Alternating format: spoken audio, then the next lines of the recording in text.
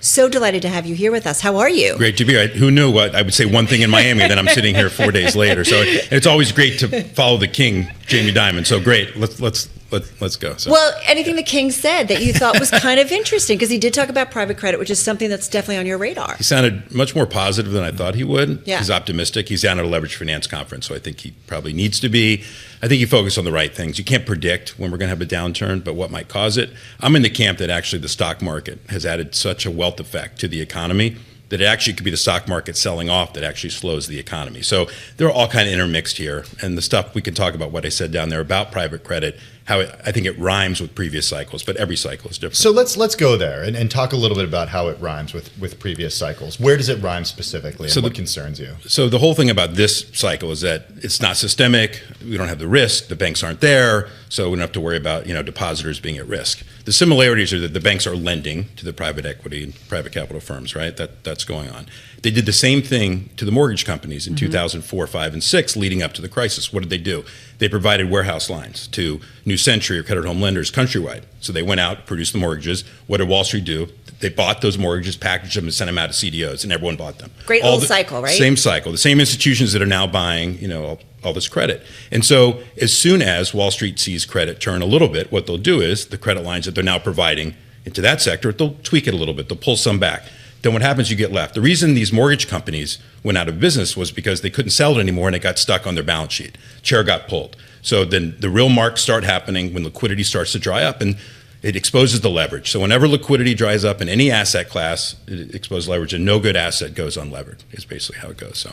It's been incredible, Danny, to see that stocks haven't been toppled by anything that has happened this year. We have so much geopolitical risk. We have AI concerns, private credit. What is going to be the headwind that actually sends us into a correction or worse? I think it's unemployment. So earnings have been strong enough, I think, to carry the market. I think we've had a broadening out within the market, which has been healthy into other sectors other than tech, which is great.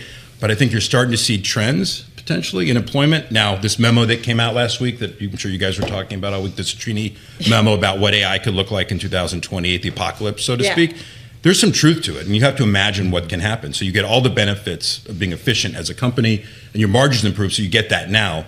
But we saw already from Block and what was said, firing 40% of their staff. One note literally took pages, it felt like, out of the memo and said, this is what we think we can do now, be more efficient. So those are white collar jobs, and so that's in the economy. Well, to be fair, I think we're all trying to figure out, is that a Jack Dorsey figuring out the future of that company, right, in terms of management, and whether or not that is an indicator of what's to come. And there are a lot of people who say that's not something that it's Right. reduction in force that's sort of camouflaged as an AI. Like, this is bloating. We're going to be speaking about this a little later.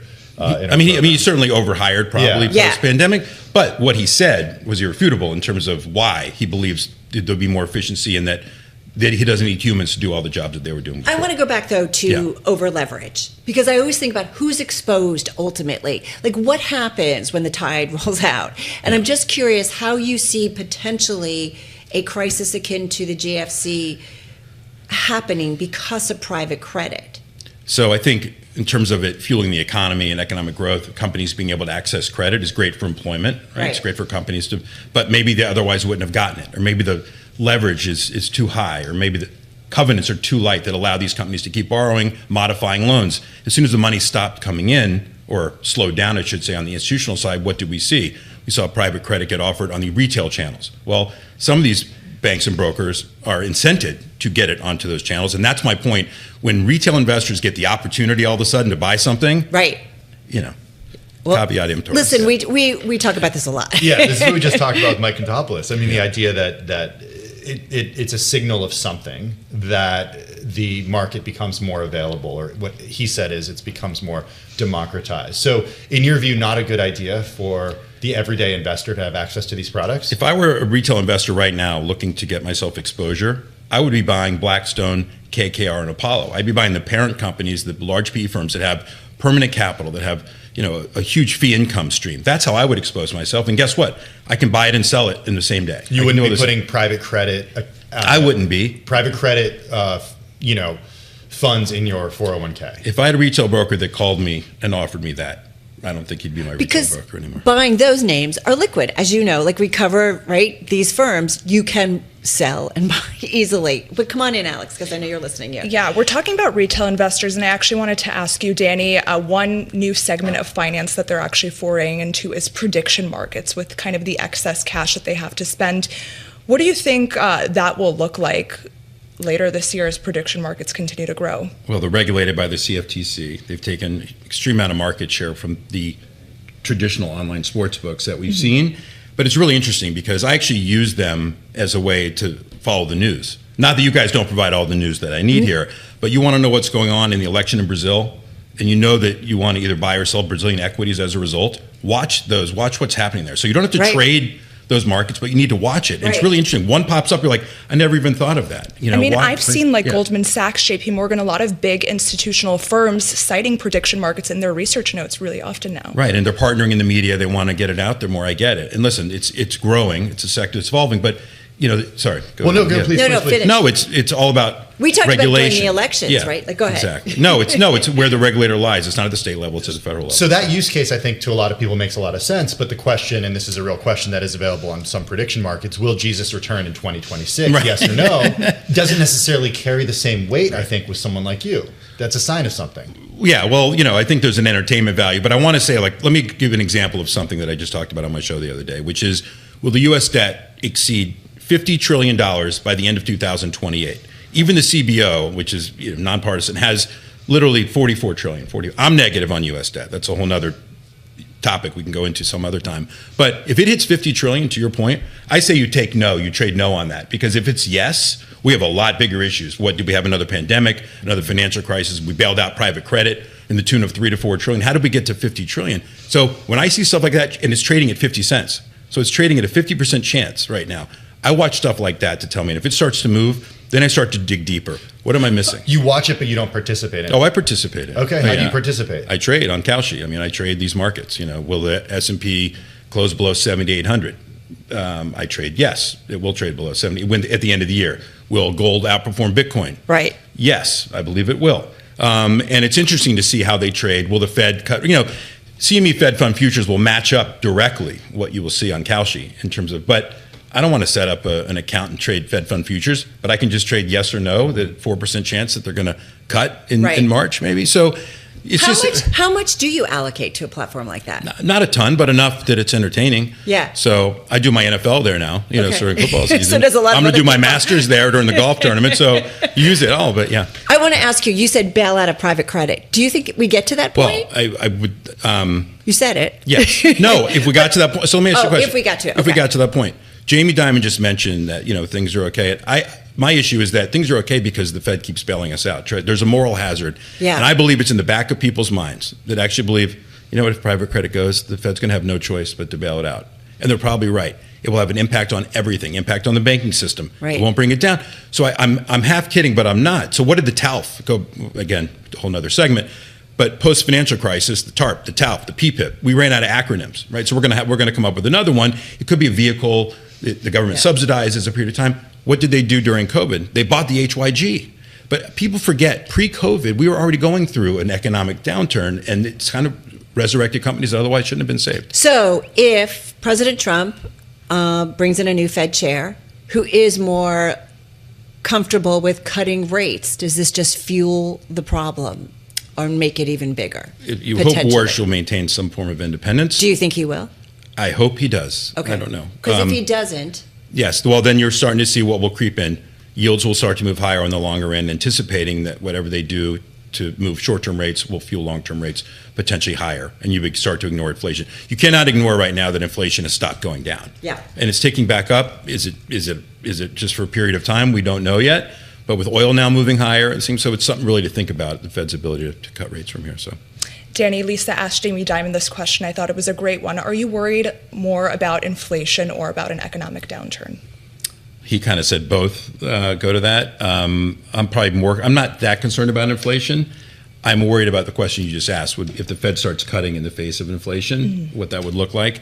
I think the economy's fine, but I think that we got to watch employment really carefully. And I think that's what everyone's spooked by this AI memo that kind of came out. We're already seeing signs of that, of white-collar jobs getting lost. So. Yeah. We're speaking with Danny Moses, the founder of Moses Ventures, financial computer, and a host of a new weekly series, The Danny Moses Show on Scripps News. He joins us here in the Bloomberg Business Week studio. Let's go back to what you were saying about AI and the economic effects of that and what that is on the labor market. And dig into the Citrini report a little bit, because you did mention there are parts of it that rang true and other parts not necessarily. And we'll use the Jack Dorsey block news as sort of a jumping off point.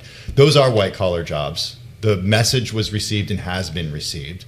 Is that something you see other companies doing over the next 18 months? Reduction in force of 40% and more. The same way no one was allowed to say tariffs a year ago on their calls, like don't blame tariffs. So they're not going to say it. But why wouldn't you as a company? You're a publicly traded company. You have shareholders. Your job is for margin expansion and to produce earnings. If you see the opportunity to do it, it's not a non-for-profit. You're going to do it. And so there's no question that these tools, if you believe the AI secular trade is real, which obviously it is, it's going to have an impact, and you're pro NVIDIA and you're pro all this stuff, then you have to believe there's an end user case for it, both in the consumer and company-wise. And so if that's the case, by definition, you'll be more efficient. I think my takeaway would be, the U.S. consumer finds a way to make jobs around it. It could be something that helps guide that technology. So there's always going to be movement in that, and we've seen massive changes occur. The .com in 2000, right? We heard there'd be no more Wall Street jobs in 2008. After that, it's over. Right. Finds a way to reinvent itself. So I just think it's a think piece to think about. Okay, but there's not a CEO, a competent one, that's not already thinking, how do I be more? That's even. Jamie said it, that they use it. Now, he didn't want to say they're firing people, but... I mean, everybody's using it, and everyone is telling us that if you're not using it, you're falling behind. And we are planning a Bloomberg, not me, but our team, a Bloomberg Invest event that comes tomorrow, and there's a big AI thing that you and I are both involved in. And it's interesting, I've had some conversations about, people say what you should do right now is talk to a 25-year-old. They get how you can use these tools. And the idea is that there will be a dislocation, whether it's 5 years or 7 years or maybe a little bit longer, between maybe an older workforce who's not going to embrace these tools and then a younger workforce who will. And that will free them up from some kind of tedious tasks, but create new opportunities. Right. Do you not buy that argument at all, that that's ultimately where we end? And it's going to be uncomfortable, perhaps, because education's maybe going to have to shift around a little bit and teach things that people maybe lose, or would learn on entry jobs that they're not going to. So there's a shift. So you have lawyers, you have accountants, and now you're going to have AI tutors. So there you go. There's a whole new industry that could happen. No, but in all seriousness, there are huge positives to it in terms of making every company more efficient, making U.S. consumers more efficient. So that comes with more productivity for everybody. So maybe there's an offset there. I think, again, back to this memo, we don't spend a lot of time on it. People that are saying yes, yay, or nay on it, you got to read it. Because again, it's a long read. I mean, it's a 30-minute. What is everybody missing?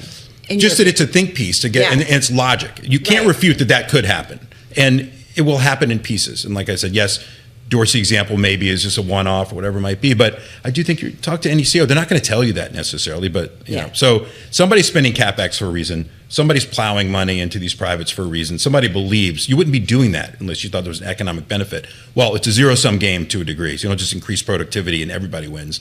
I think there's winners and losers here. So. It was amazing, Danny. Just a couple of weeks ago, we saw entire sectors being sold off in tandem, just being dumped because some AI startup said that it was going to replace jobs. Have you ever seen anything like that in past crises? And if that happens again, how do traders navigate that? Well, I mean, so that's software companies, SaaS companies that always thought that was the best model ever. Yeah, I saw it. Your bank's going to close down, so go get your money out and line up around the block, right? So what did that take? It was the FDIC to come in and say, no, we're okay, TARP, the banks are going to be fine. So yes, you see that panic happen. You saw stocks, you saw Bear Stearns go, you saw Lehman go. Things actually did happen. That even shocked us to a degree. So yes, you will always have whatever the kind of sector trade of the time is, and you will always get an overreaction, and creates opportunity potential to buy. Well, did you trade on any of that? Which, on the software stuff? Yeah. Nah, I'm too negative. No, I'm kidding. No, I didn't. But there are names. There's always one-offs, and I think I will end with this. we're focused on AI and all these sectors. There's so much going on outside of just the technology trades you guys talk about. And all of a sudden, everybody's energy playbook's out in the last week or so. Like, Right. oh, wow, these stocks are cheap if oil were to even stay at 65. These stocks are, and it's 3% of the S&P, 4% of the S&P. Right. Could be 7. So I just think there's always opportunity to move around. And there's certain sectors which will not get AI'd away. And so as a Wall Street participant, I think you need to focus We on want to that. go back to risks, but what do you think? I mean, what do you find most interesting in the marketplace today? Gold and, things that no one was, now everyone's on gold, but things And that, you're still on gold? Yeah, still long gold, long the gold miners. I think it's a trade, yeah. When do you stop that Stop. trade? Yeah. Listen, it's a $35 trillion asset now. No one talks about the size of it, Yeah. but it's really big. But geopolitics just reared its head again. Debasement, inflation, it works in a lot of different ways. And it's really a play that central banks are incompetent to a degree, and they're going to do whatever they need to do. So if you think the way out of this, potentially, I just mentioned, is the end game of this bailing out private credit at some point? I don't know. But gold kind of prices all that in. But to your point, these stocks move. The gold miners are up, 100%, whatever they are. Of course, you have to take some off the table. So What about spot gold at 5,300? I like it, but I play it through PHYS, which is a physical. Okay. But yes, there's ways to express it. But just I kind of watch the flows, watch what's going on, and you got to be smart with it. So I'm not giving advice here, but Retail also big participants in metals markets right now. yeah, What does metals, that silver mean? specifically. Yeah. I think every metals market's a little bit different. I think the commodity trade is here to stay. I really do. Yeah. And so We're all I'm a pulling big out our believer in old that. jewelry and, like- exactly right. I'm not exactly. You can't joking. even get on 47th Street. There's a line out the door. So I'm not joking. Having said that, back to risks, whether it's private credit, whether it's geopolitics, what do you see as, especially as we continue to see a president who seems to kind of do what he wants around the globe, Right. in terms of either taking out leaders, for lack of a better word. So how do you factor in geopolitics? Because I'm kind of shocked at the trade today. I expected something much worse, and it was much worse overseas, but maybe that makes sense. Alex and I were just talking about that before we came in, and I think a lot of this was priced in. So what did we see at the end of last week? Oil started to move higher, but Yeah. not to the mid-70s, but West Texas moved up to, call it 68. Then you had Treasury yields lower, and it was kind of odd. Treasury yields were moving lower in the face of higher inflation prints. You're like, well, is the economy slowing? What's happening? And gold was moving higher, and metals were. So you kind of got some. So today is more of a buy on the news type of event. So what happened today? The microcosm I'm looking at today is the U.S. dollar rebounded. Yeah. The belief that the U.S. is still the ultimate power, the belief that we haven't, hurt all our relationships, so we can be a trusted partner. We got a little glimpse of what that could be, because war always rallies the dollar. I think it's short-lived. So to the point you're making, I think this is a kind of a false bounce. We forgot all of a sudden about the AI trade. You have this MFS in the UK blowing up, which Yeah. would have been front page news on Friday and today, Right. if there's other stuff. So that's page 2 right now. But here's another, mortgage lending type, again, not systemic, but also just a sign that money has been circling around the globe trying to find a place to go, and sometimes it's too easy, it's too free. So I just think in general, and the last thing I'll say is I am very concerned about U.S. debt. And debt to GDP. That's my big. I know it doesn't matter. No one cares. But it should. It matters, because one misstep here. Yeah. And yeah. Well, when does it matter? When does it matter? Well, again, I'm not going to call a failed auction in the 10-year yield, but when you start to issue more T-bills instead of 10-year notes, right? When you start to do those things, you, by definition, create refinancing and repricing risk down the road. So if inflation does come up and the Fed's hands are tied, all of a sudden these T-bills, which you're issuing instead of 10-year, because you don't want to put pressure on 10-year bonds, just doesn't work. And so all we did from 2008 on was just move the risk to the government balance sheet. But you're not going to outgrow it. You cannot. We are not going to run a surplus in this country. We're going to run a deficit. Is it 1 trillion, 2 trillion, or 3 trillion a year? I don't know. Back to the cow sheet, 50 trillion at the end of 2028. We're under 39 trillion right now. That's almost 12 trillion from here. So that's a big concern, because if our rates start to move higher, there's so much to worry about. Just buy U.S. I guess just buy stocks. Honestly, I don't even know. So yeah. I got cash under Yeah, the I got mattress. cash, exactly. Because you brought us all together. Got 30 seconds. You want to do the last question? We've got a minute left. I guess, Danny, Wall Street retail investors have this penchant to buy the dip over and over again. And at what point does that backfire on them? Because it's worked so far over the last few years. Just got about 30 I seconds. think it's self-fulfilling. I think that even through the tariff crisis of last year, ongoing tariff crisis of last year, ETF